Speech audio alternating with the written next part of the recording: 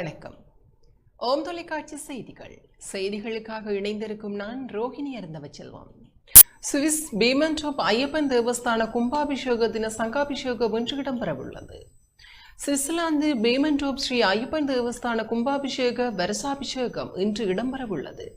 சங்காபிஷேகம், வசந்த மண்டப அலங்கார பூஜை, உள்வீதி உற்சவம் என்பன சிறப்பாக நடைபெறவுள்ளன.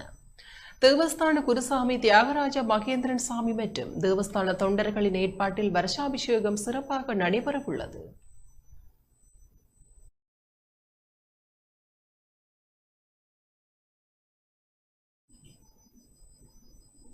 மட்டக்களப்பு செங்கலடி ரமேஸ்வரம் சித்திரவேலாயுத சுவாமி தேவஸ்தானத்தில் பாலஸ்தாபன கும்பாபிஷேகம் இடம்பெறவுள்ளது.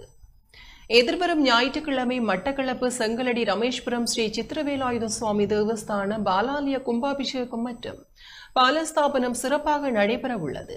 வரும் வெள்ளிக்கிழமை பின்னிரவு பூர்வாங்க கிரியைகள், யாக பூஜைகள் ஆரம்பமாகும். மறுநாள் சனிக்கிழமை காலை 9 மணி முதல் மாலை 3 மணி வரை அடியார்கள் பால்காப்பு சாத்தும் நிகழ்வும் இடம்பெறும்.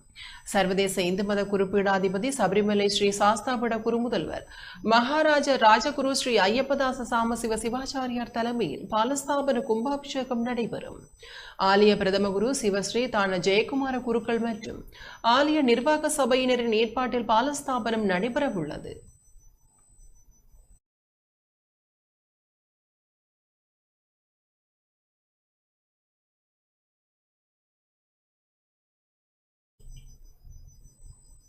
இத்துடன் ஓம் தொலைக்காட்சி செய்திகள் நிறைவு பெறுகின்றன. தொடர்ந்து நமது ஓம் தொலைக்காட்சி நிகழ்ச்சிகளின் வாயிலாக இணைந்து கொள்ளுங்கள். வணக்கம்.